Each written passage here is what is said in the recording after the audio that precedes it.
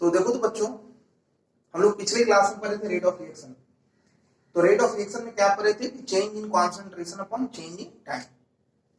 तो सबसे पहले हम लोग यही देखे थे कि change in concentration upon change in time को हम लोग रेट ऑफ रिएक्शन कहते हैं। ठीक है, तो जब हम इसको देखे तो हमने देखा क्या कि अलग अलग कंपोनेंट के रिस्पेक्ट में वेलोसिटी अलग अलग आ जा रहा था। याद है आप लोग को कि SO2 के रिस्पेक्ट में 2m पर आवर था, O2 के रिस्पेक्ट में 1m पावर था, SO3 के रिस्पेक्ट में 2m पर आवर था, है ना।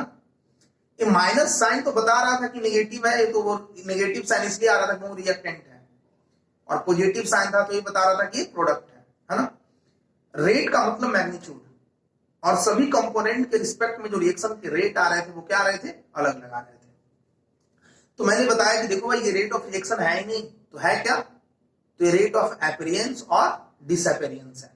ये क्या है, रेट ऑफ एपेरियंस और डिसएपेरियंस है। तो भाई रेट ऑफ रिएक्शन क्या होगा, तो हमने बताया कि रेट ऑफ रिएक्शन होगा change in concentration upon change in time into coefficient. हम थोड़ा उसी क्वेश्चन को देखते हैं जो हमने पिछले क्लास में देखा था कि क्या इस फार्मूला से क्या रेट ऑफ रिएक्शन सबका सेम आ रहा है। हम देखते हैं।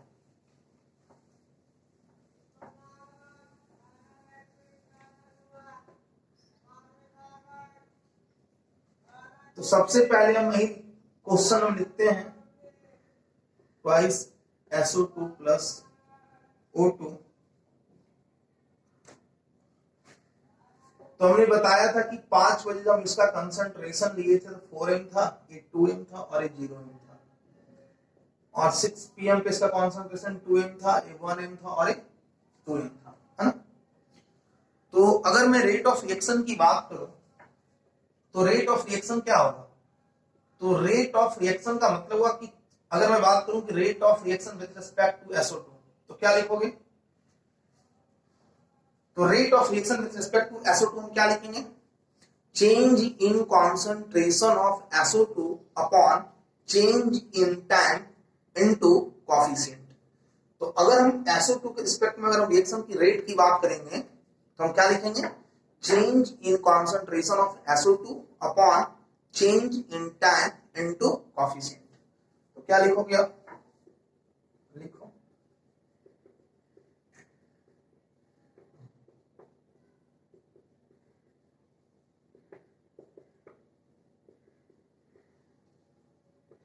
अब देखो क्या लिखे, change in concentration of SO2 upon change in time into coefficient. तो change in concentration of SO2, तो change in concentration of SO2 क्या है, फाइनल।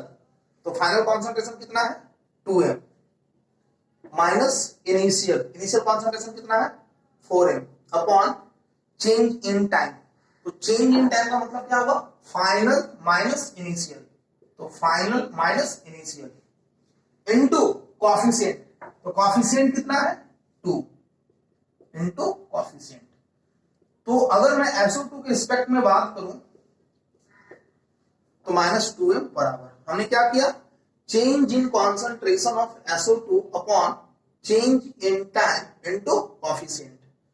तो change final minus initial upon change in time into coefficient, है ना। तो हमने SO2 के रिस्पेक्ट में रिएक्शन का रेट निकाला। अगर मैं बात करूं कि rate of reaction with respect to O2, तो rate of reaction with respect to O2 की बात करूं तो rate of reaction with respect to O2 का मतलब हुआ कि change in concentration of O2। तो change in concentration of O2 का मतलब क्या हुआ, फाइनल माइनस इनिशियल। तो फाइनल कितना 1 -2 upon change in time into coefficient, कितना हो गया -1m पर आवर। अगर मैं बात करूं कि rate of reaction with respect to SO3, तो अगर मैं बात करूं कि rate of reaction with respect to SO3, तो फाइनल माइनस इनिशियल, तो final minus initial upon change in time into coefficient, कितना हो गया 2/2 1 एम पर आवर। यहाँ सॉरी यहाँ 2 से डिवाइड नहीं किया ना, तो -1 एम पर आवर। देखो हमने जो बताया था, क्या बताया था कि किसी भी रिएक्शन में जितने भी कंपोनेंट होंगे सभी का रेट इक्वल आना चाहिए। किसी भी रिएक्शन में जितने भी कंपोनेंट होंगे वो सभी का रेट आपस में इक्वल आना चाहिए। देखो SO2 के रिस्पेक्ट में -1 एम पर आवर, O2 के रिस्पेक्ट में -1 एम पावर और SO3 के रिस्पेक्ट में 1 एम पर आवर। मतलब जितने भी इस रिएक्शन में जितने भी कंपोनेंट है वो सभी के रिस्पेक्ट में रिएक्शन का रेट इक्वल आ रहा है क्या, और आना भी क्या चाहिए था इक्वल। मतलब ये रेट ऑफ रिएक्शन सही है, change in concentration upon change in time into coefficient, है ना। तो आप बोलोगे सर हम पिछले क्लास पढ़े क्यों थे, तो वो सही नहीं था। हम बताएंगे क्यों पढ़े थे। हम बता रहे हैं कि वो रेट ऑफ अपीयरेंस और डिसअपीयरेंस है, बता रहा है कि यूनिट टाइम में कितना खर्च हुआ और कितना बना है। मतलब वो रेट ऑफ रिएक्शन था ही नहीं।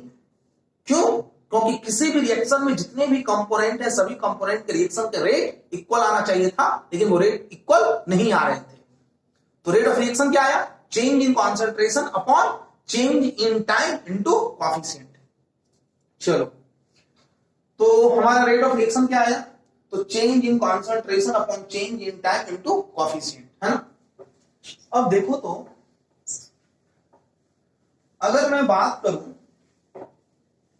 तो ये हो गया हमारा रेट ऑफ, पहला रेट ऑफ रिएक्शन का क्या कंक्लूजन निकला, पहला कि rate of reaction of all component, rate of reaction of all component will be equal in balance chemical equation। पहला क्या कंक्लूजन आया कि किसी भी बैलेंस केमिकल इक्वेशन में, किसी भी बैलेंस केमिकल इक्वेशन में जितने कंपोनेंट होंगे वो सभी का रेट आपस में इक्वल होगा।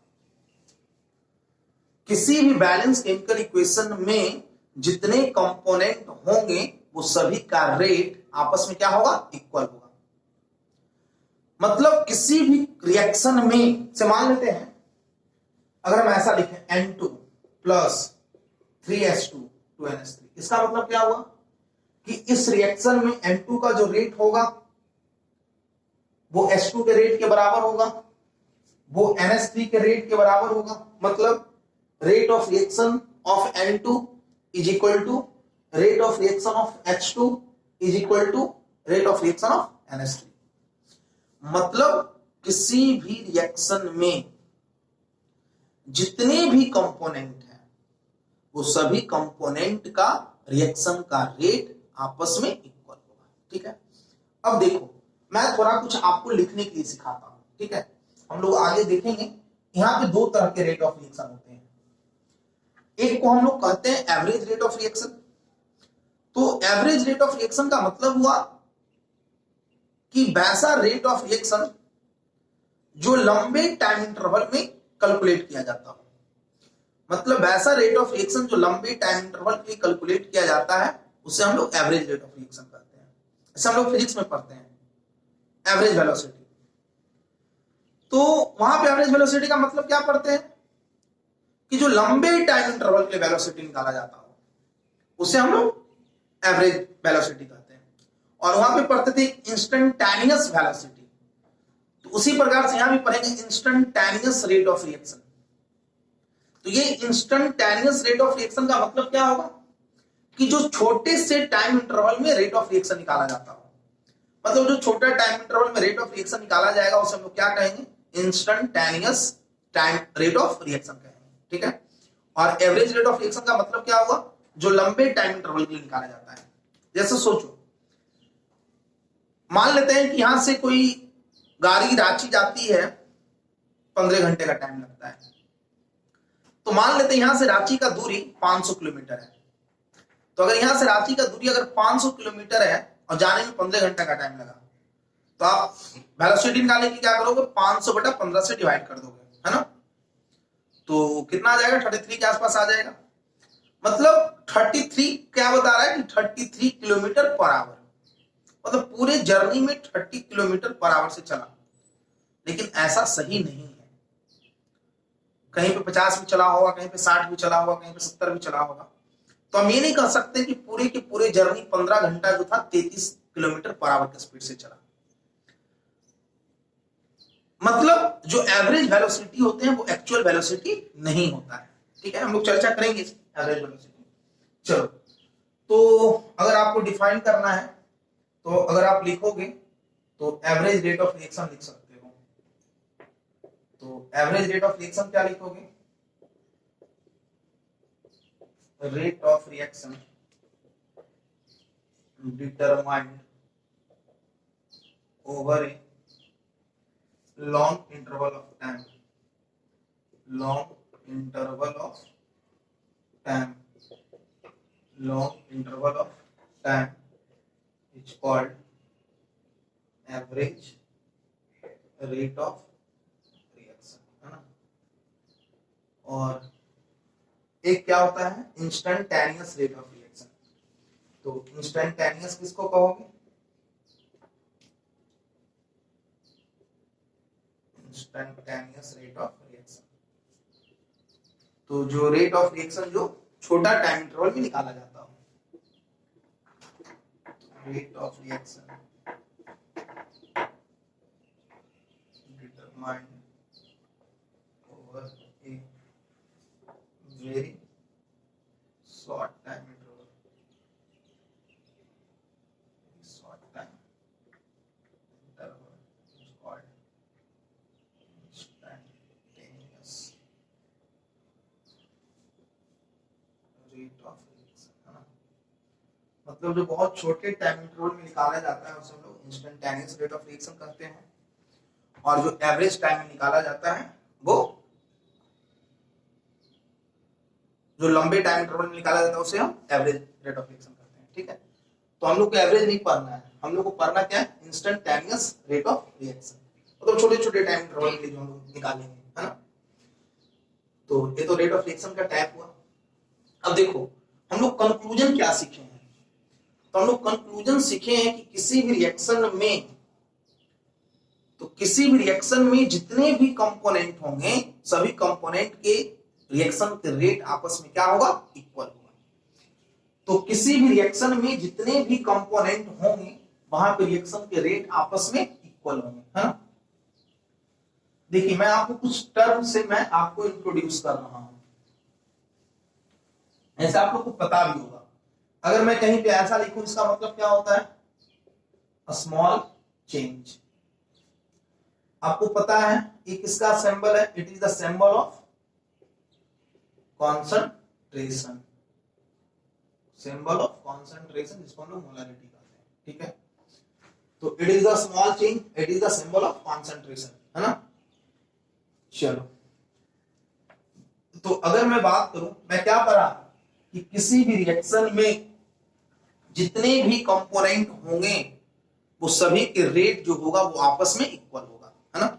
और अगर रिएक्टेंट है तो उसका रेट क्या होगा, निगेटिव होगा। से मान लेते हैं अगर कोई ऐसा रिएक्शन है,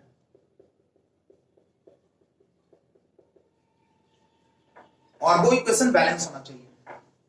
ये इक्वेशन है N2 + 3H2 2NH3।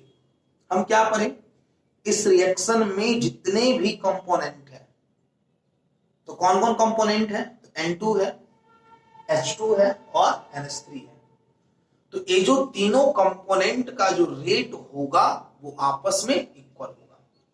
अब देखो, तो हम लोग रेट ऑफ N2 क्या लिखे, तो change in concentration of N2 upon change in time, N2 coefficient. अब हम लोग इसको दूसरे तरीके से लिखते हैं। अगर हम लिखें कि रेट ऑफ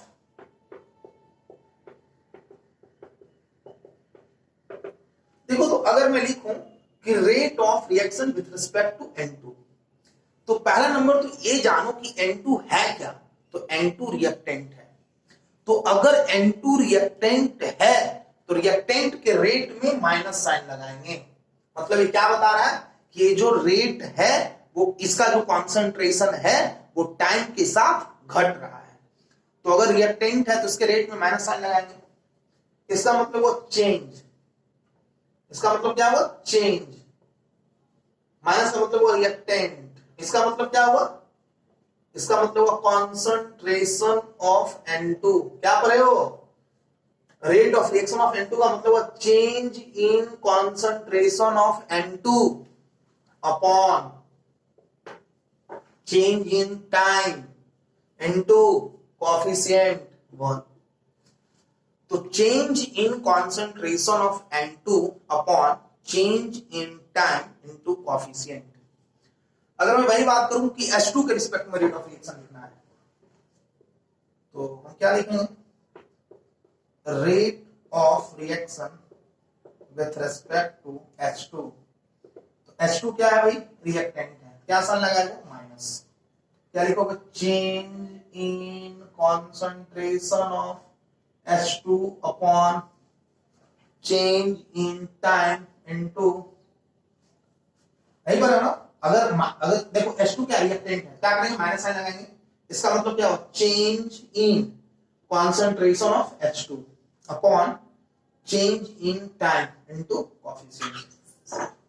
अगर मैं बात करूं कि rate of reaction with respect to NH3, क्या लिखोगे, तो ये प्रोडक्ट है, प्रोडक्ट में क्या लिखते हैं प्लस साइन, तो क्या लिखोगे plus change in concentration of NH3 upon change in time into coefficient.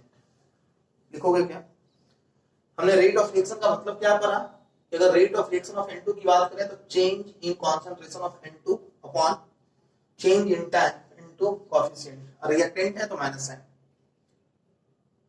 अगर मैं H2 के रिस्पेक्ट में अगर मैं रेट ऑफ रिएक्शन की बात करूं तो क्या लिखोगे change in concentration of H2 upon change in time, change in concentration of H2 upon change in time into coefficient, reactant है तो माइनस है। और ओवरऑल अगर मैं रेट ऑफ रिएक्शन की बात करूं तो क्या बताएं कि इस रिएक्शन में जितने भी कंपोनेंट है वो सभी का रेट आपस में इक्वल होगा। मतलब जो N2 का रेट है, तो N2 का रेट क्या है, जो N2 का रेट है माइनस साइन तो लगा रहे हैं कि रिएक्टेंट है, बता रहे हैं कि रिएक्टेंट है, जो N2 का रेट है वो H2 के रेट के इक्वल होगा, और H2 का रेट क्या है, और जो H2 का रेट है वो NH3 का रेट के इक्वल। मतलब इस रिएक्शन में जितने भी कंपोनेंट है वो सभी कंपोनेंट का रिएक्शन का रेट आपस में इक्वल होगा। तुम दिमाग में बैठा लो, इस रिएक्शन में जितने भी कंपोनेंट है सभी कंपोनेंट का रिएक्शन के रेट आपस में इक्वल होगा। मतलब इस रिएक्शन में N2 है, H2 है और NH3 है, तो इस रिएक्शन में जितने भी कंपोनेंट है सभी कंपोनेंट के रिएक्शन के रेट आपस में इक्वल हुआ। हम लोग पढ़े एक क्वेश्चन भी बहुत इंपॉर्टेंट है, IIT पूछा जा चुका है, जेमेन में पूछा जा चुका है, नीट में पूछा जा चुका है, कोई ऐसा एग्जाम नहीं जिसमें नहीं पूछा गया है। भाई देता है which of the following option is correct, minus plus में थोड़ा इधर उधर कर देगा आपको। चलो हमने क्या पढ़ा कि इस रिएक्शन में जितने भी कंपोनेंट है वो सभी कंपोनेंट का रिएक्शन का रेट आपस में इक्वल होगा। हम एक और एग्जांपल लें, twice SO2 plus O2 twice SO3, है ना। अगर मैं रेट ऑफ रिएक्शन की बात करूं तो अगर मैं यहां पे रेट ऑफ रिएक्शन लिखूंगा तो रेट ऑफ रिएक्शन अगर मैं बात करूं तो रेट ऑफ रिएक्शन पहले मैं SO2 के रिस्पेक्ट में लिखता हूं, तो rate of reaction with respect to SO2, बोलो तो rate of reaction with respect to SO2 कैसे लिखोगे, तो पहला बात SO2 है क्या, तो SO2 रिएक्टेंट है। SO2 क्या है, रिएक्टेंट है।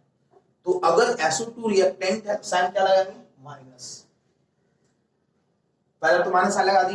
रेट ऑफ रिएक्शन का मतलब क्या होता है चेंज, तो D, तो किसका चेंज, कॉन्सेंट्रेशन का, किसके कॉन्सेंट्रेशन का, तो SO2 का कॉन्सेंट्रेशन का।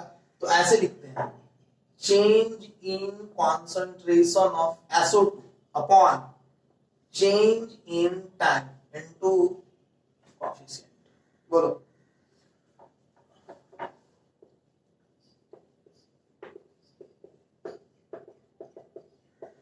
अगर मैं उसी प्रकार रेट ऑफ रिएक्शन लिखूं किसके रिस्पेक्ट में, O2 के रिस्पेक्ट में, तो रेट ऑफ रिएक्शन क्या लिखोगे, पहले नंबर तो O2 रिएक्टेंट है तो माइनस साइन, क्या लिखोगे, change in concentration of O2 upon change in time into coefficient, coefficient कितना होगा। अगर मैं बात करूं rate of reaction with respect to SO3 का, तो SO3 के रिस्पेक्ट में पहला नंबर तो यहाँ पे प्लस में साइन लगाते हैं, प्रोडक्ट है, तो change in concentration of SO3 upon change in time into coefficient. देखो तो SO2 के रिस्पेक्ट में रेट ऑफ रिएक्शन लिखा गया, O2 के रिस्पेक्ट में लिखा गया, SO3 के रिस्पेक्ट में लिखा गया, और ओवरऑल अगर मैं रेट ऑफ रिएक्शन की बात करूं तो रेट ऑफ रिएक्शन की अगर मैं बात करूंगा तो इस रिएक्शन में जितने भी कंपोनेंट है वो सभी का रेट आपस में इक्वल होगा। तो SO2 का रेट, तो अगर मैं रेट ऑफ रिएक्शन की बात करूं तो रेट ऑफ रिएक्शन क्या होगा, तो जो SO2 का रेट है, तो SO2 का रेट क्या है, तो SO2 के रेट जो होंगे वो O2 के रेट के इक्वल होंगे, और O2 के रेट क्या है, और ये दोनों जो होंगे वो SO3 के भी रेट के इक्वल होंगे, और SO3 का रेट क्या है, मतलब इस रिएक्शन में जितने भी कंपोनेंट है वो सभी का रेट आपस में इक्वल है। तो दिमाग में बैठा लो, मतलब किसी भी बैलेंस केमिकल इक्वेशन में जितने भी कंपोनेंट होंगे सभी कंपोनेंट का रिएक्शन का रेट आपस में इक्वल होगा। तो हम बार बार इतना करते रहेंगे क्या, बिल्कुल नहीं। अब हम तुरंत स्पीडली हम लोग लिखेंगे, इसको लिख लिए, लिखो इसको,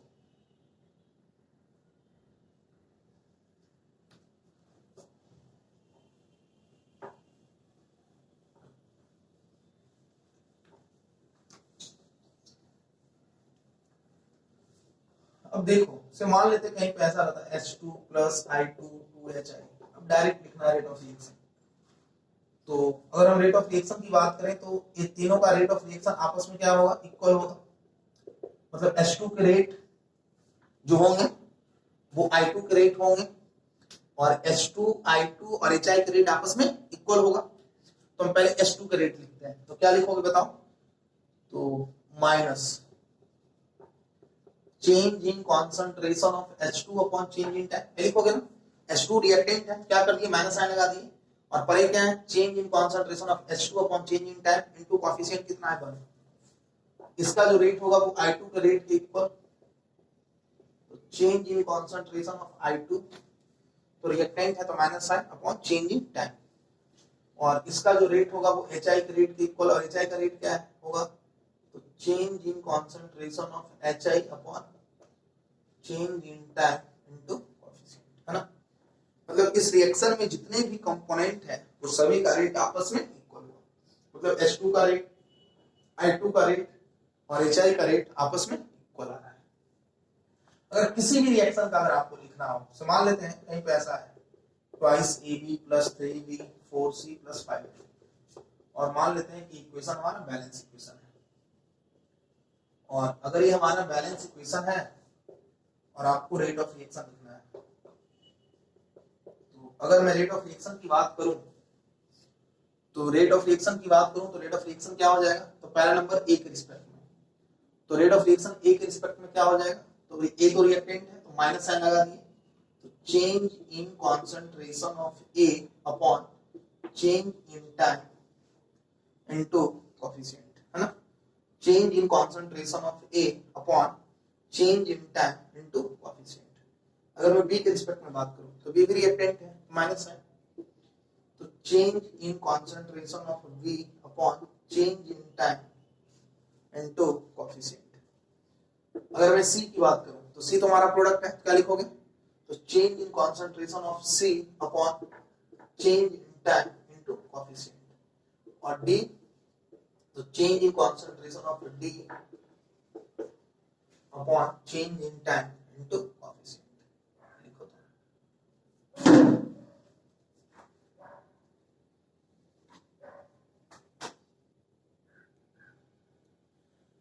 मतलब मैंने देखा क्या कि इस रिएक्शन में जितने भी कंपोनेंट है वो सभी कंपोनेंट का रिएक्शन का रेट आपस में इक्वल आ रहा है।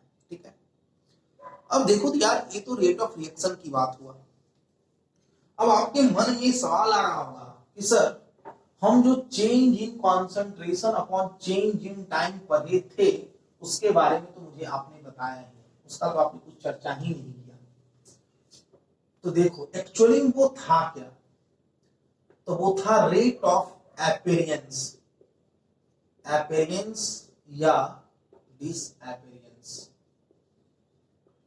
एपेरियंस टर्म का मतलब होता है प्रोडक्ट, मतलब पॉजिटिव, और डिसएपेरियंस का मतलब होता है कि किसके लिए यूज होता है, रिएक्टेंट के लिए। एपेरियंस मतलब कितना बना और डिसएपेरियंस मतलब कितना खर्च हुआ।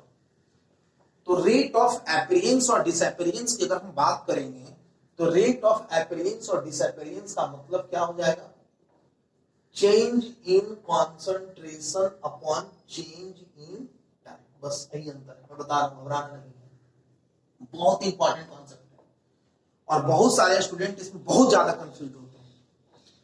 तो रेट ऑफ एपेरियंस और डिसएपेरियंस और रेट ऑफ रिएक्शन में डिफरेंट क्या है।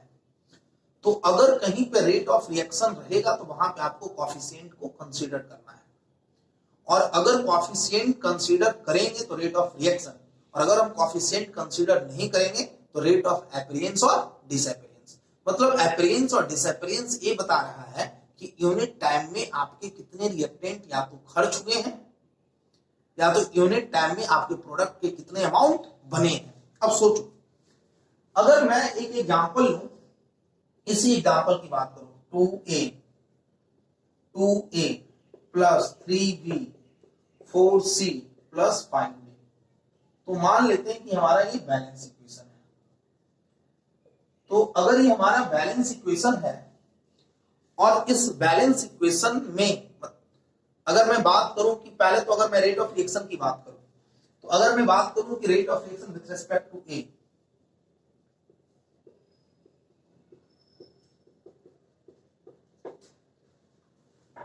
तो अगर मैं rate of reaction with respect to अगर मैं ए की बात करूं तो आप क्या करोगे, तो ए तो रिएक्टेंट है तो पहले बात तो आप माइनस साइन लोगे, तो क्या लिखोगे, change in concentration of A upon change in time into coefficient, ये लिखोगे ना, change in concentration of A upon change in time into coefficient. लेकिन अगर मैं यहीं पे आपसे रेट ऑफ डिसएपेरियंस की बात करूं और रेट ऑफ डिसएपेरियंस ऑफ ए की बात करूं, तो देखो, तो डिसएपेरियंस टर्म उसी के लिए यूज ही होता है कि जो रिएक्टेंट हो, अगर नहीं भी निकाले तो समझ आना कि वो रिएक्टेंट है, और अगर रिएक्टेंट है तो उसका टाइम के साथ कॉन्सेंट्रेशन घटेगा या बढ़ेगा, तो घटेगा। तो रेट ऑफ डिसएपेरियंस में भी माइनस साइन लगाएंगे।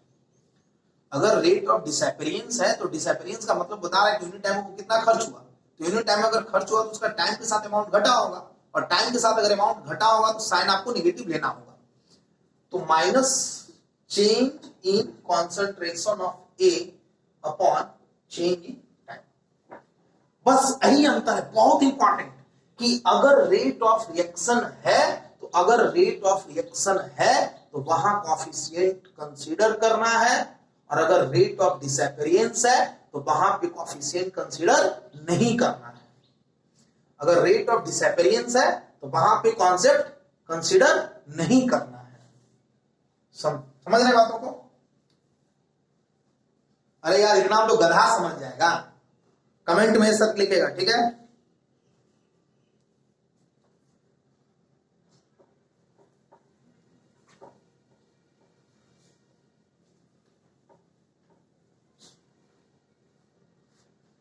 अगर मैं बात करूं कि इसी रिएक्शन के लिए अगर मैं बात करूं कि rate of reaction of B, तो rate of reaction of B की बात करूंगा तो क्या हो जाएगा, बी तो रिएक्टेंट है, तो change in concentration of B upon change in time into coefficient rate of reaction.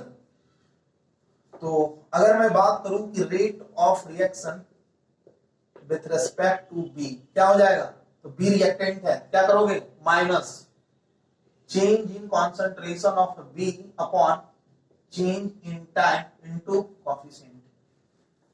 Change in concentration of B upon change in time into coefficient.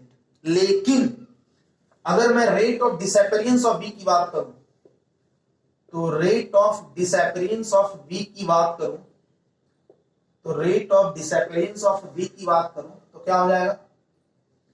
सिर्फ माइनस है तो change in concentration upon change in time. अरे difference समझ रहे हो कि बैठ के चाय पी रहे हो, घर पे आराम से चाय पी रहे हो, पढ़ रहे हो, है ना, कि समझ भी रहे हो?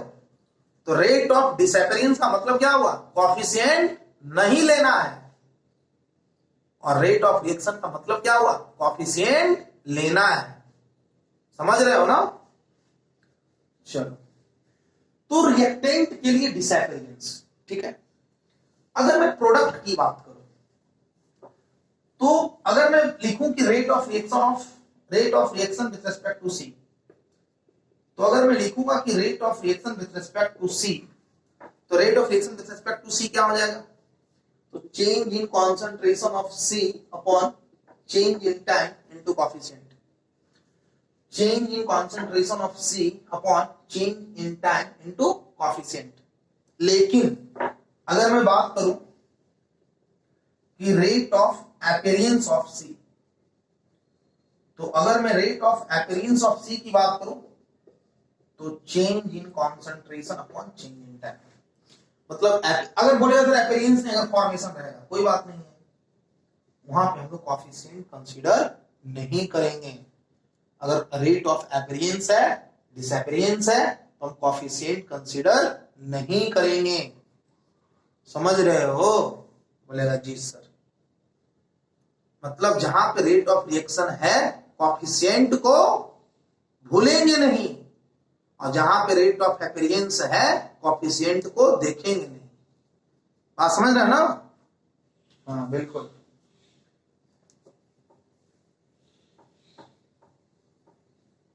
अगर मैं बात करूं यहां पे डी के लिए, तो डी के लिए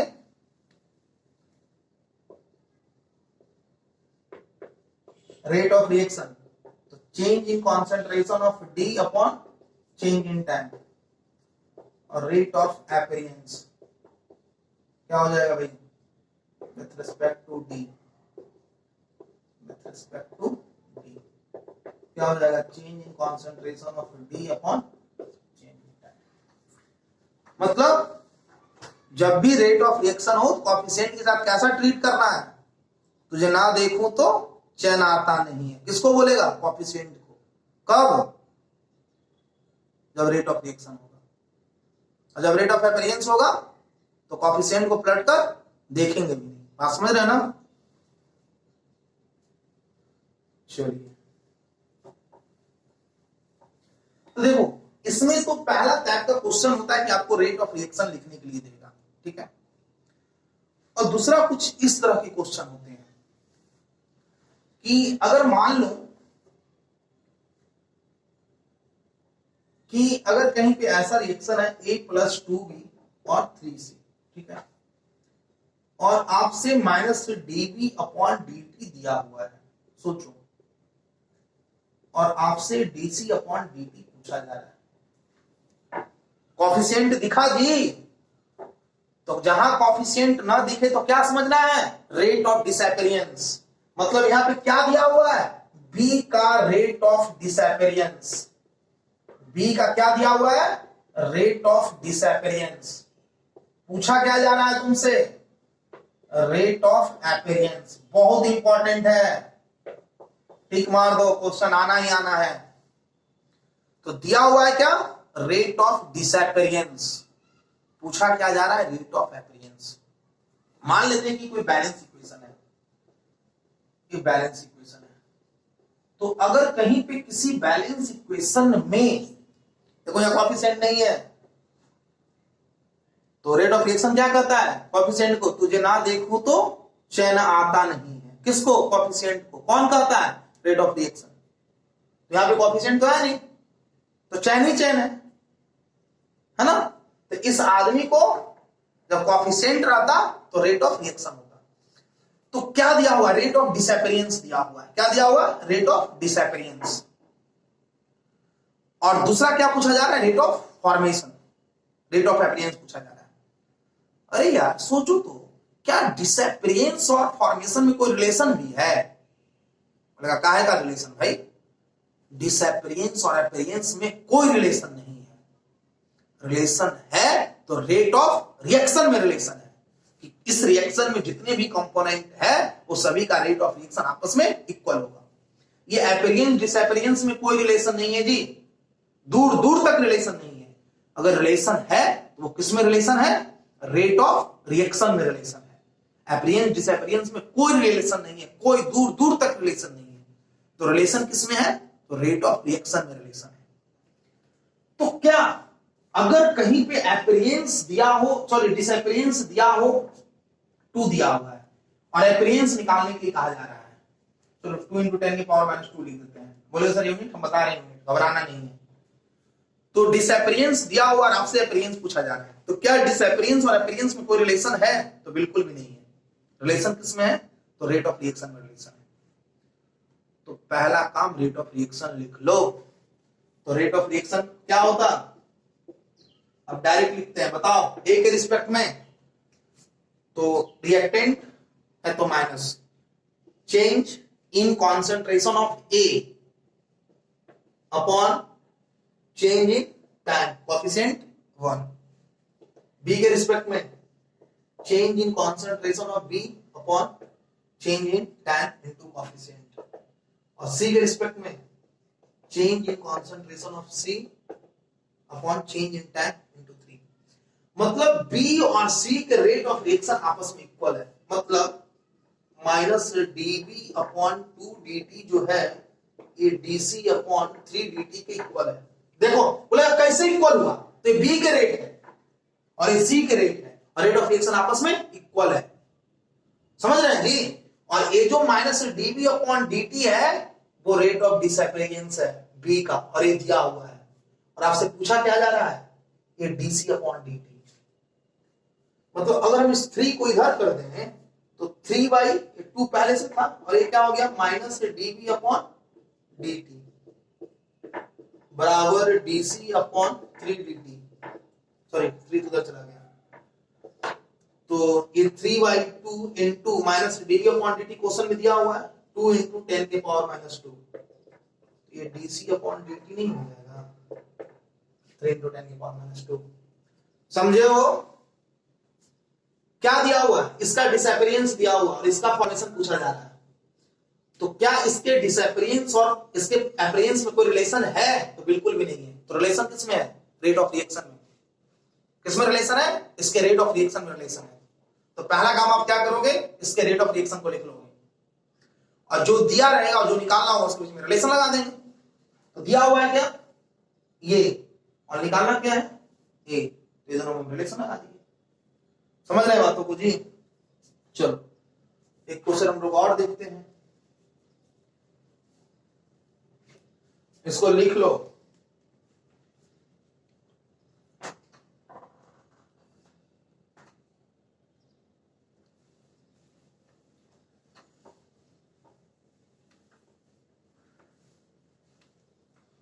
अब देख तो यार, अगर मान लेते हैं कि ऐसा रहता N2 + 3H2 2NH3 है ना,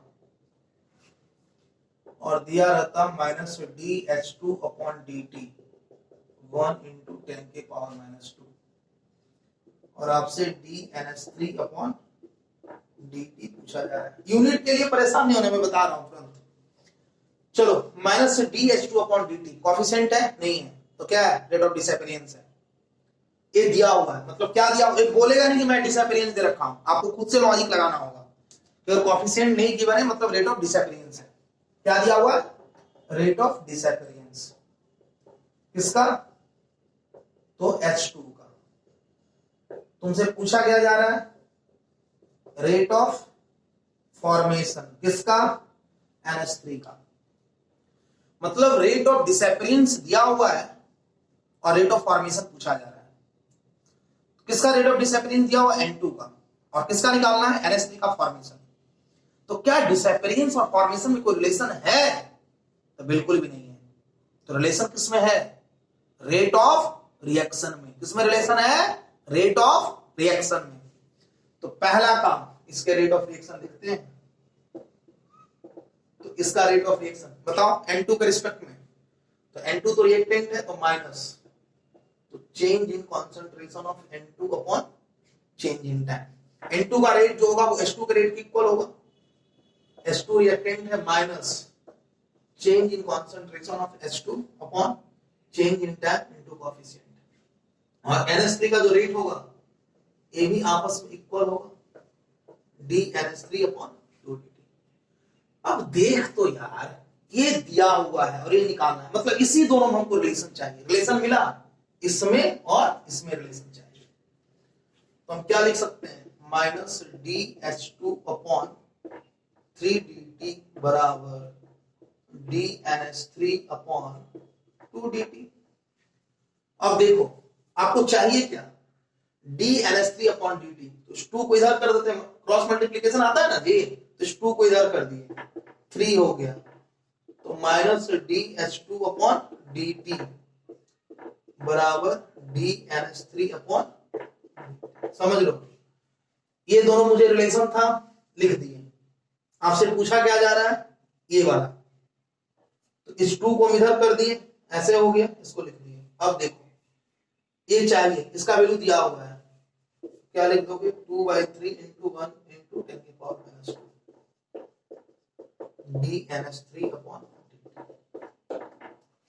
बात समझ रहे हैं? अब बोलेगा सर यूनिट, हम यूनिट के लिए बहुत परेशान हैं। देखो तो रेट ऑफ रिएक्शन का मतलब क्या लिखे हो? Change in concentration upon change in time. तो चेंज इन कॉन्सेंट्रेशन, तो कॉन्सेंट्रेशन क्या है? मोलरिटी। मोलरिटी का यूनिट क्या होता है? मोल पर litre upon change in time into coefficient. और कोएफिशिएंट क्या होता है? यूनिटलेस। तो यूनिट क्या हो गया? मोल पर लीटर टाइम इनवर्स। और यहां पे क्या हो गया? Molarity into time inverse. यही यूनिट आपको देखने को मिलेगा। देखिए भाई, पहला नंबर तो ये कोई गाना का वीडियो नहीं है, और गाना का वीडियो जैसा बिल्कुल भी नहीं देखना है। आप बजाते जैसे क्लासरूम में पढ़ते हैं, आपको उस क्लासरूम माहौल में पढ़ना है। जब तक आप उस क्लासरूम माहौल में नहीं पढ़ेंगे तो पढ़ने से कोई फायदा नहीं है। बहुत मेहनत लगता है वीडियो बनाने में। तो आप लोग को क्लासरूम के माहौल में पढ़ना है। जैसे हम लोग पेन कॉपी कलम लेकर बैठते हैं, वहां भी पेन कॉपी कलम आपको लेकर बैठना है और पूरे डेडिकेशन के साथ पढ़ना है। और अब रेगुलर वीडियो रहेगा, वीडियो इरेगुलर नहीं होगा, है ना। टाइम टू टाइम आपको मैं असाइनमेंट का पीडीएफ भी सेंड करूंगा। सारा क्लासरूम जैसा ही हम लोग पढ़ेंगे। जो क्लासरूम का लेवल था, जिसके लिए समदर्शी सर जाने जाते हैं, जो क्वेश्चन ऑफ लेवल होता है, जो हमारा स्टैंडर्ड है, आप लोग जानते हैं कि किस स्टैंडर्ड की पढ़ाई होती है, जहां पे आईआईटी का क्वेश्चन छुट्टियों में बनता है, तो हम लोग उसी स्टैंडर्ड का पढ़ेंगे। बहुत ही मजा आने वाला है, लेकिन तब जब आप फुल्ली डेडिकेशन के साथ पढ़ेंगे तब। आप जैसे घर पे पढ़ते हैं, जैसे होता है ना, गाना लगा लिए सुन रहे हैं, गाना टाइप का वीडियो है नहीं। आपको कॉपी कलम बजाते क्लासरूम के माहौल में बैठना है और आपको फुल्ली डेडिकेशन के साथ पढ़ना है। ठीक है बच्चों? तो देखो बच्चों, हम लोग पढ़ क्या रहे थे? Rate of reaction. तो देखो बच्चों, हम लोग रेट ऑफ रिएक्शन क्या पढ़े? हम लोग जो आज क्लास करें उसको थोड़ा 2 मिनट का रिवीजन कर लेते हैं। तो change in concentration upon change in time into coefficient, it is the rate of reaction. और देखो तो बच्चों, हम लोग क्या पढ़े? रेट ऑफ अपीयरेंस और डिसअपीयरेंस। तो रेट ऑफ डिसअपीयरेंस का मतलब क्या हुआ? तो रेट ऑफ डिसअपीयरेंस का मतलब हुआ कि वहां पे कोएफिशिएंट नहीं होगा।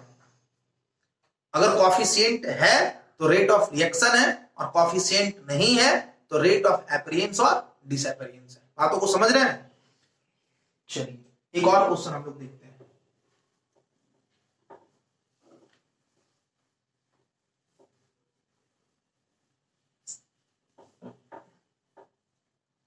अब देखो बच्चों, अगर मान लेते हैं कि अगर ऐसा दिया हुआ है a + 2b 3c + 4b, ठीक है, और आपसे रेट ऑफ रिएक्शन दिया हो, तो rate of reaction with respect to B, और आपसे पूछा क्या जा रहा है, rate of disappearance of B. अब हम लोग देखो बच्चों इतना नहीं करेंगे कि सारा का रेट ऑफ रिएक्शन लिखेंगे।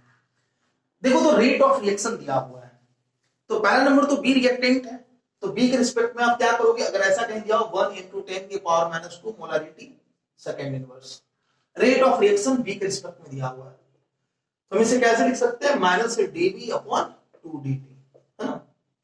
और आपसे रेट ऑफ डिसअपेरियंस पूछा जा रहा है, तो रेट ऑफ डिसअपेरियंस ऑफ सी अगर पूछा जा रहा है, तो क्या हम रेट ऑफ डिसअपेरियंस ऑफ सी निकाल सकते हैं। देखो किसमें रिलेशन है, बी और सी में, तो जिसका क्वेश्चन में मेंशन होगा तो पहले उसको आप लिख लो, और क्या लिखोगे, रेट ऑफ रिएक्शन, क्योंकि रेट ऑफ रिएक्शन और डिसअपेरियंस में कोई रिलेशन नहीं है, रेट ऑफ रिएक्शन और डिसअपेरियंस में कोई रिलेशन नहीं है। बी के रेट ऑफ रिएक्शन और सी के यहां पे क्वेश्चन क्या है कि बी का रेट ऑफ रिएक्शन दिया हुआ है और सी का डिसअपेरियंस पूछा जा रहा है। क्या क्वेश्चन है कि बी का रेट ऑफ रिएक्शन दिया हुआ है और सी का डिसअपेरियंस पूछा जा रहा है, तो क्या बी के रेट ऑफ रिएक्शन और सी के डिसअपेरियंस, सी के अपीयरेंस में कोई रिलेशन है, तो नहीं है। तो रिलेशन किसमें है, बी के रेट ऑफ रिएक्शन में और सी के रेट ऑफ रिएक्शन में। तो हम पहले दोनों का रेट ऑफ रिएक्शन लिख लेते हैं, तो बी के रेट ऑफ रिएक्शन क्या हो जाएगा, -dV/2dt, और सी का क्या हो जाएगा, dC/3dt। बोलो, क्योंकि बी के डिसअपेरियंस और बी के रेट ऑफ रिएक्शन और सी के डिसअपेरियंस में कोई रिलेशन है ही नहीं है। बी के रेट ऑफ रिएक्शन और सी के डिसअपेरियंस में कोई रिलेशन है ही नहीं, रिलेशन किसमें है, तो रेट ऑफ रिएक्शन, तो हमने दोनों का रेट ऑफ रिएक्शन लिख दिया। आपसे क्या दे रखा है, इसका रेट ऑफ रिएक्शन दिया हुआ है, मतलब ये दिया हुआ, और आपसे पूछा क्या जा रहा है, डिसअपेरियंस, मतलब dC/dt पूछा जा रहा है, रेट ऑफ अपीयरेंस ऑफ सी पूछा जा रहा है, मतलब रेट ऑफ अपीयरेंस या फॉर्मेशन ऑफ सी पूछा जा रहा है, मतलब dC/dt पूछा जा रहा है, मतलब ये पता है और आपसे dC/dt पूछा जा रहा है। इस त्रिकोणमिति नहीं कर सकते हैं क्या, 3/2 -dV/dt बराबर dC/dt। बोलो, हम दोनों के रेट ऑफ रिएक्शन में रिलेशन लिख दिए, हमसे dC/dt पूछा जा रहा है, हमने 3 को इधर कर लिया, तो 3/2 × -dV/dt, तो dV/dt क्या हो जाएगा भाई, चलो यहाँ आ जाओ, तो 1 × 10⁻², तो dC/dt है ना, क्या हो जाएगा 1.5 × 10⁻²। तो मैंने समझा कि अगर कहीं पे रेट ऑफ रिएक्शन हो, रेट ऑफ अपीयरेंस हो, रेट ऑफ डिसअपीयरेंस हो, रेट ऑफ रिएक्शन दिया हो, अपीयरेंस निकालना हो, डिसअपीयरेंस निकालना हो, किसी का डिसअपीयरेंस दिया हो, अपीयरेंस निकालना हो, तो हम कर सकते हैं। ठीक है बच्चों, थैंक यू, नेक्स्ट क्लास में हम लोग मिलते हैं।